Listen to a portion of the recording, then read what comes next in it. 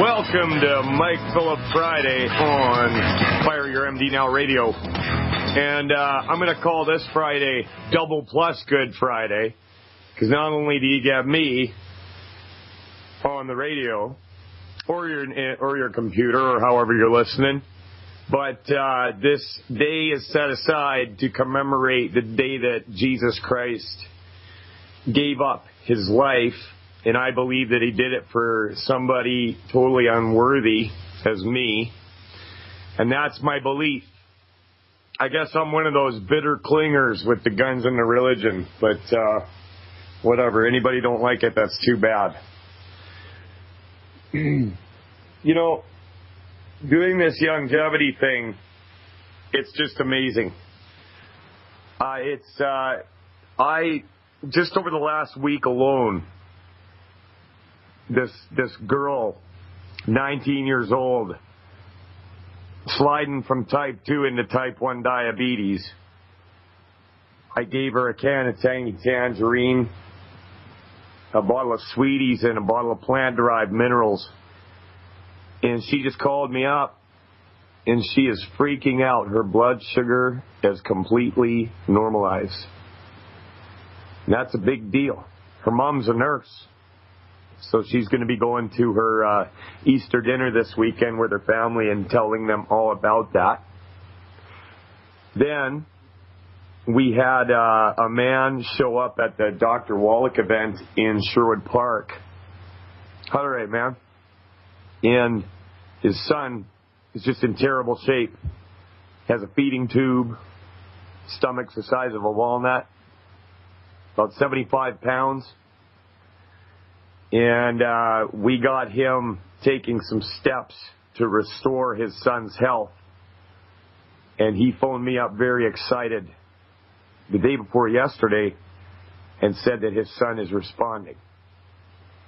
How and how much? We didn't really get into that.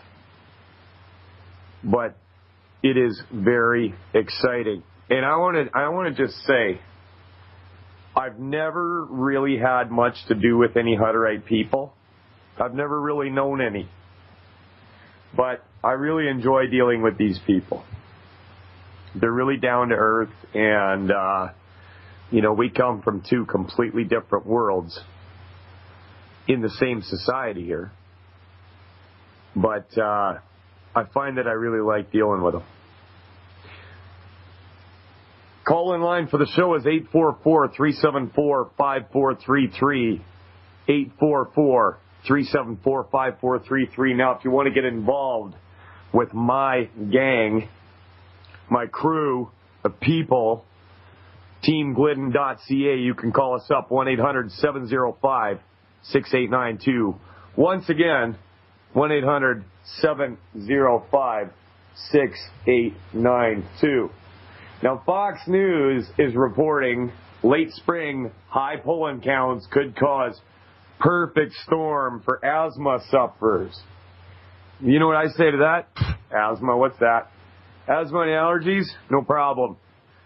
The late arrival of spring coupled with high pollen counts throughout the U.S.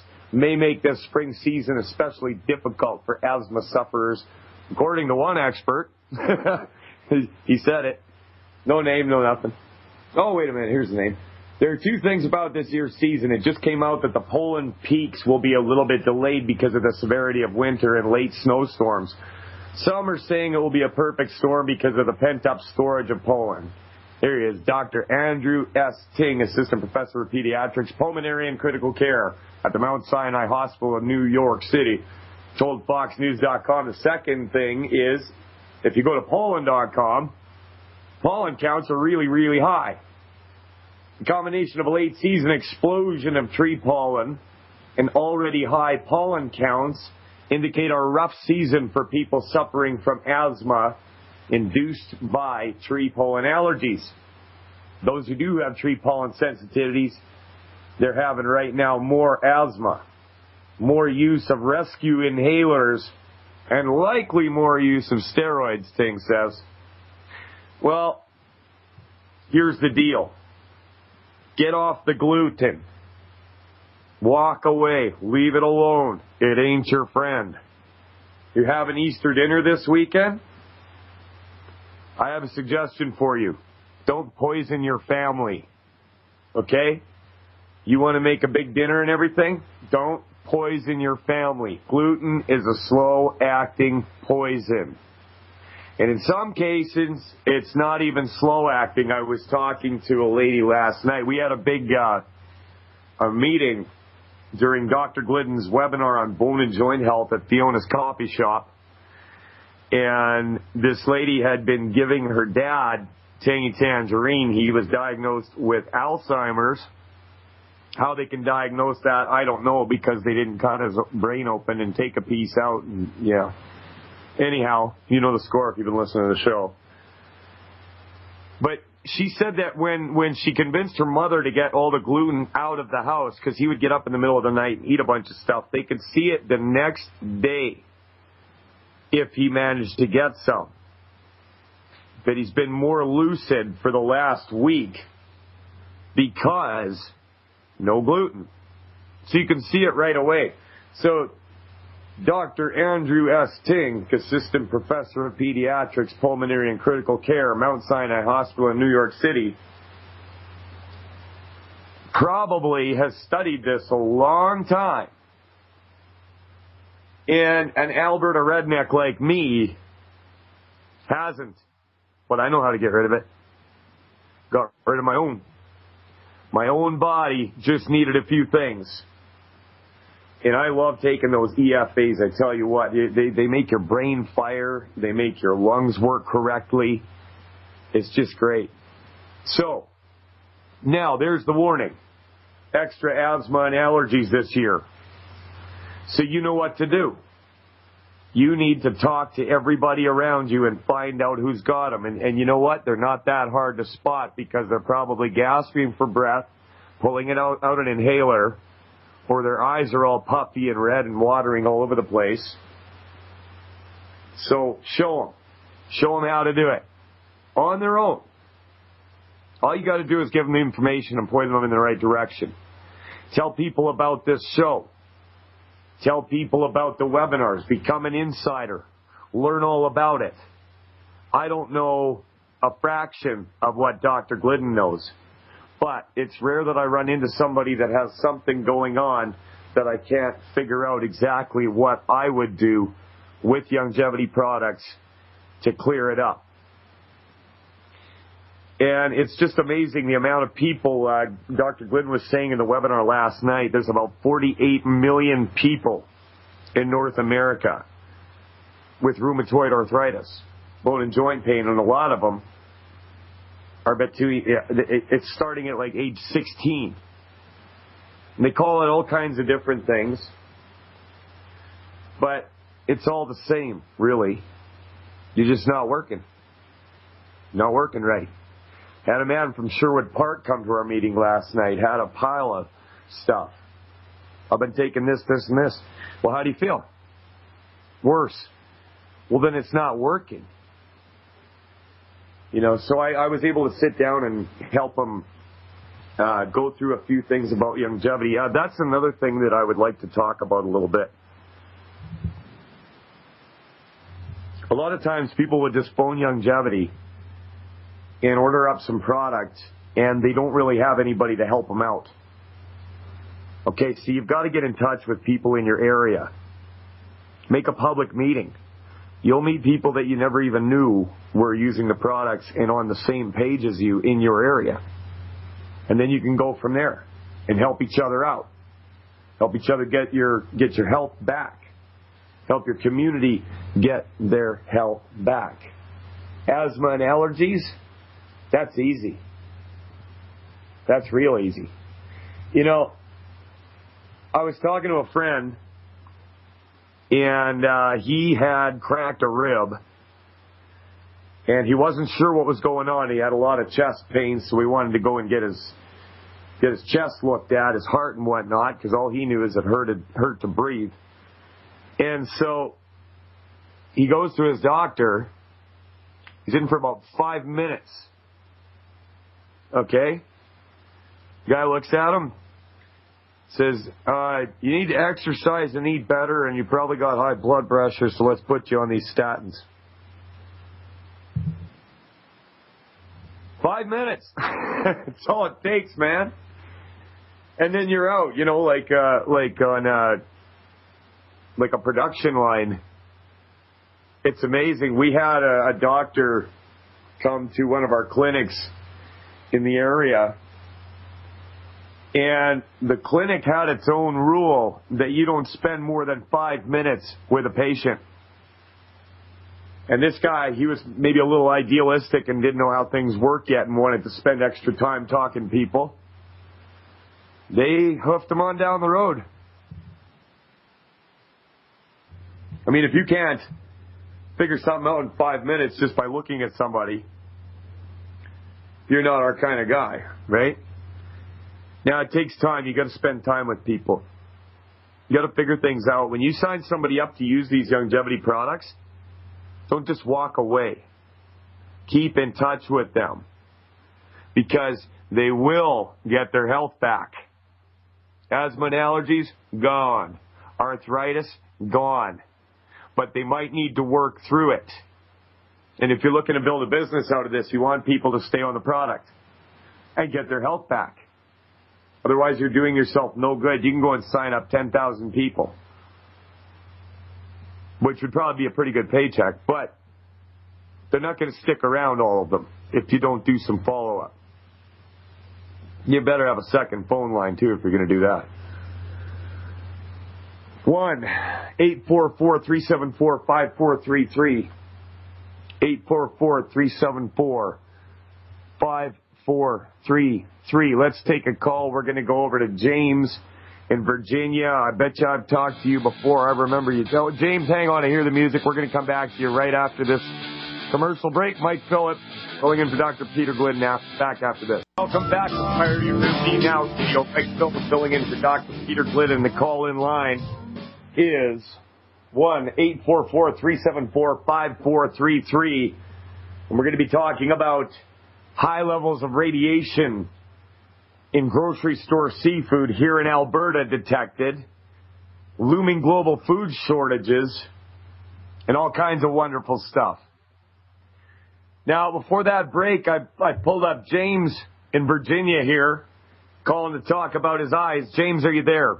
Yes, I'm here. How you doing, man? Man, I'm doing bad. You doing bad? Your eyes are getting worse? Yeah. You said it looked like the room was smoky? It's definitely smoky. The whole house is smoked up now. Okay, so you had mentioned last time we talked that there was that guy you were dealing with, Mr. Tucker. Mr. Tucker. Yeah. All right. He have a buddy, the name, you call his name all the time. I don't know his name. Okay. I'm not going to guess. But okay, did Mr. Tucker there, did he get a chance to hear the last show? I think so. Okay, good. Were you able to get the... He ain't saying nothing. I talked to him yesterday, but he ain't saying no more. He ain't saying no more? No, he ain't saying much. Okay, well, you're going to have to get your hands on them, the selenium and the Vision FX somehow. I just got them last week. Oh, good. Well, keep doing it. I tell you, right now, I'm standing up there in the hallway with the lights on, and it's so good, it's so glary, I can't see nothing. Well, I don't know what you can come back from. Only God knows that. But you can only try, and right. You got to keep doing it. I mean, you're how old are you, James? I'm 74. Yeah, he's 74. So you got a lot of years of damage that you're trying to come back from. And sometimes it doesn't happen overnight. Sometimes it happens really fast for some people, but others got to fight on a little bit. Yeah, I'm trying to fight. I mean, ain't much I can do just sitting around his house doing nothing. Well, you're going to have to figure that out, James. I can't do nothing. Yeah, you're going to have to figure it out, buddy. I'm up here in Alberta. All I can do is tell you what I would do. And you're going to need the extra selenium and vision effects along with your Healthy Start Pack. And if you don't see any improvements, keep in touch with the show and Mr. Tucker and call and keep in touch with us, all right? Okay. All right, you take care, James. Thanks for calling. We're going to let you go. So as I said before that call, there's been high levels of radiation in grocery store seafood on the shelves in Alberta. And you want to know how I found that out? Did I find that out because we have such stringent food safety laws and our government cares about us so much that as soon as they found that out, they raised the alarm and told everybody, because that's what they're supposed to do, right? Wrong. That's not what happened at all. A high school student, Bronwyn Dela Cruz, did a science project where her and her dad got a counter. Okay, I'm going to read a little bit of this. Alberta high school student Bronwyn Dela Cruz loves sushi, but became concerned last summer after learning how little food inspection actually takes place on some of its key ingredients.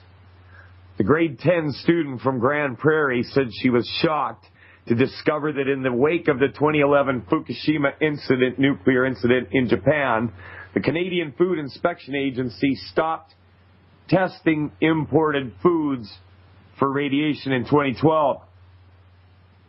So she decided to carry out her own tests. Armed with a $600 Geiger counter bought by her dad, Dela Cruz studied a variety of seafoods, particularly seaweeds, as part of an award-winning science project that she's taking to a national fair next month. Some of the kelp that I found was higher than what the International Atomic Energy Agency sets as radioactive contamination, which is 1,450 counts over a 10-minute period. She said some of my samples came up as 1,700 or 1,800. They sure love us, right, for all the taxes we pay. Mike Phillips filling in for Dr. Peter Glidden. Back after we're back live. Dr. Peter Glidden call-in line for the show is 844, that is, 374-5433, 844-374-5433. If you want to get involved with my little gang of people here, 1-800-705-6892. We'll show you the way. Now, here in Alberta, the great province of Alberta, we got basically two political parties. I mean, officially there's a bunch, right? But the Progressive Conservatives have been firmly in charge of this province forever. All right? Now, they're not all bad people. I happen to know a few of them. But this show talks about medical fraud and waste. And the opposition Wild Rose Party is shining the light on some epic waste in healthcare funding in Alberta. Wild Rose Party says new documents reveal Alberta Health Services ran roughshod over its own policy to hand out almost $1 billion in sole-sourced contracts.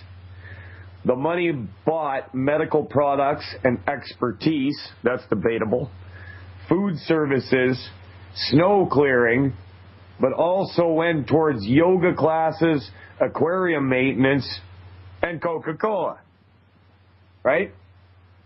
Wild Rose critic Heather Forsyth notes that the agency's policy manual dictates big contracts, those more than $75,000, must be put out to tender except for extraordinary reasons. Well, they needed some Coke. They were thirsty. All this goes to show that AHS is clearly out of control. Forsyth told a news conference called to release the data, which was unearthed with Freedom of Information laws. Wild Rose finance critic Rob Anderson says taxpayers will never know how much money could have been saved by having firms compete for the contracts. Who knows how much money? And redirected to the front lines for patients, says Anderson. Premier Dave Hancock labeled the Wild Rose allegations misleading. Well, anytime you get government involved in mandating that you be healthy or mandating business, I mean, Benito Mussolini in his book said, fascism is the marriage of business and government. So you've got the government raking in cash in Alberta, raking it in. I mean, this province has got some like $19 billion with a B, dollars in surplus. $19 billion. I mean, there's about a little over 3 million of us. And they've got $19 billion. But, you know, that's a lot of that is oil revenue and whatnot. But anytime you get them pulling in that kind of money, it's never going to be enough. And you're not going to get what you're paying for.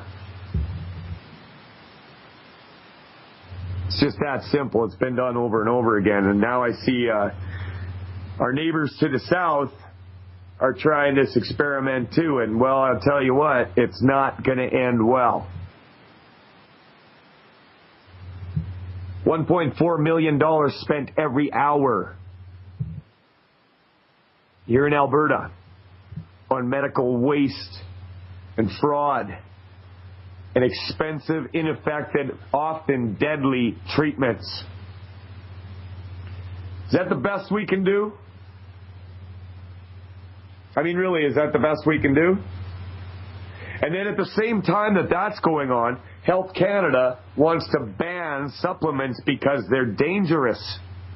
There hasn't been a single death or injury from supplementation since Confederation.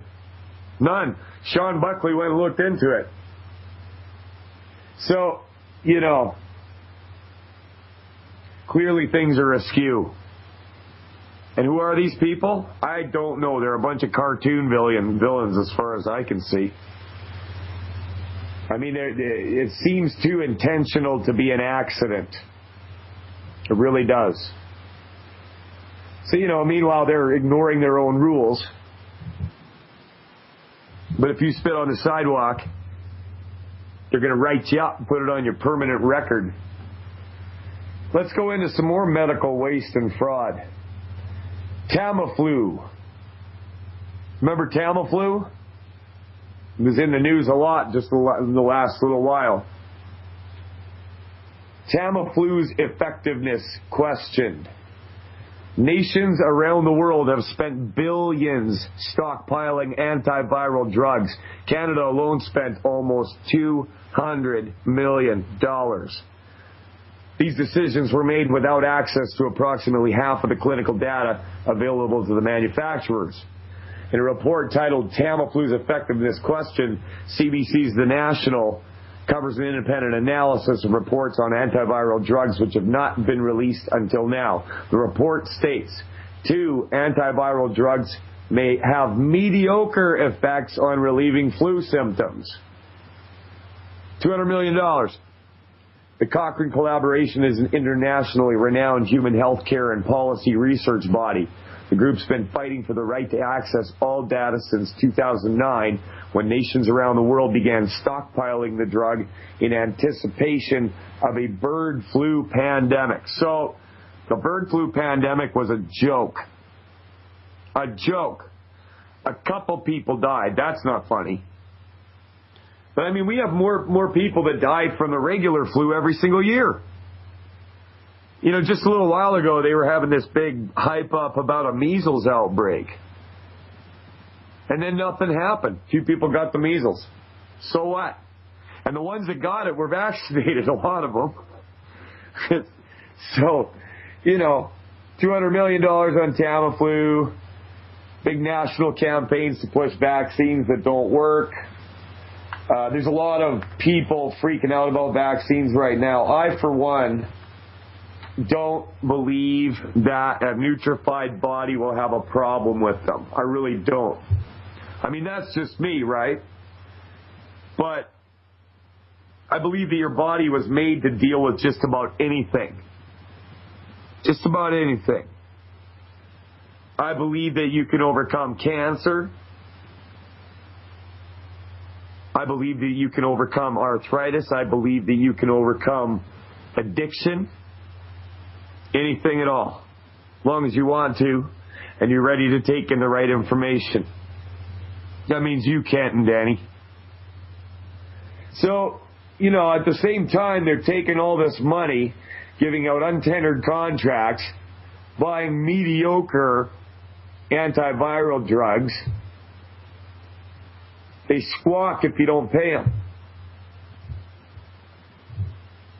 And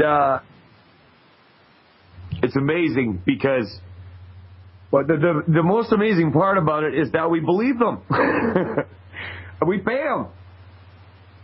$19 billion. For what? For what? And not only that, just going to your doctor can cause you huge problems. RT's reporting, medical misdiagnosis affects 12 million Americans a year.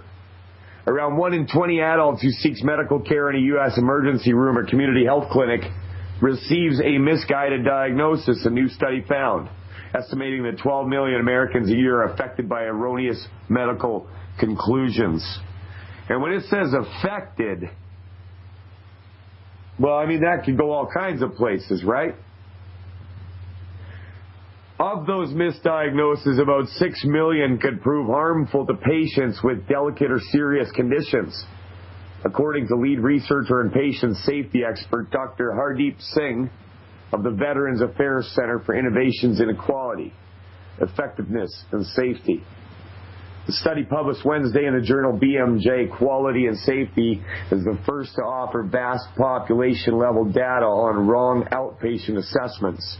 Investigating misdiagnosis is difficult as researchers use different definitions for such mistakes, and it is not easy to track medical cases from an array of providers over time. Yeah, well, I imagine it wouldn't be, right? But that's not hard to see how that could happen. Like, if you think about what I was just talking about earlier with that good friend of mine, Gordy there. 5 minutes. In 5 minutes, he looked at the guy and decided he had high blood pressure. You know? Just like that. Holy smokes, you need drugs. It's the first place he went. So there's a group of people in Canada fighting this, chief amongst them, lawyer Sean Buckley. And Canadians, I'd like you to go and check out this guy's website, nhppa.org, National Health Products Protection Association. And he's got all kinds of resources and petitions. Now, I'm not huge on petitions because I don't think they do any good, number one. But we got to do something, right? We got to do something because people are dying. You know, and they're not looking out for us, clearly. Now, coupled with radiation in the food, as proved by a 10th grade Grand Prairie student, USAID top scientists, for the first time, food production will be limited on a global scale. The U.S. Agency for International Development is a government body in charge of taking taxpayer dollars and doling it out to foreign projects that will theoretically bring humanitarian aid to struggling regions. No matter what one might think about the nobility of such a mission, the agency has been much maligned for its decades-long mismanagement and outright theft of those funds. See, there you go. Same thing as the medical industry. These people, we feed the world. You know, when they say peace, expect war. So, as well as being in a direct or indirect position to enable the use of food as a weapon, nevertheless, and perhaps because of such activities, USAID is well aware of the economic trends they need to address and or manage. So when their top science advisor speaks, it's essential to hear what he's saying. Disregarding any overarching agenda, let's see what's in store for the global food supply. According to Dr. Fred Davies, advisor for the Bureau of Food Security and a Texas A&M AgriLife Regents professor of horticultural sciences, most people are already aware that major droughts in California and Brazil are taking a dramatic toll on the price of food. Based on this alone and the threat that these droughts could morph into mega droughts, food prices are expected to double in the next decade. Add a pig virus in the U.S. and it's looking to be a rocky road ahead. In fact, even being strictly vegan, usually a surefire way to keep a grocery bill as low as possible, will be challenging. From a recent article by Michael Snyder, we see the following. Avocados likely to go up 17 to 35 cents to as much as $1.60 each. Berries likely to rise 21 to 43 cents to as much as $3.46 per clamshell container. The medical system is getting worse. They're taking more money. There's going to be less food. Are we going to do something? Mike Phillip back after this. Welcome back to Fire Your MD Now Radio. Mike Phillip filling in for Dr. Peter Glidden. Call in line for the show, 844-374-5433. Once again, that's 844-374-5433. Now, I'm a big fan of John Rappaport's work. I've been following this guy for some time now, and he put out an article on April 10th. And I'd like to read a little bit of this. Shocker. Comparing deaths from medical drugs, vitamins, and all United States wars. People want to believe medical science gives us at any given moment the best of all possible worlds. And of course, the best of all possible worlds must have its enemies. The quacks who sell the unproven snake oil. So let's look at some facts.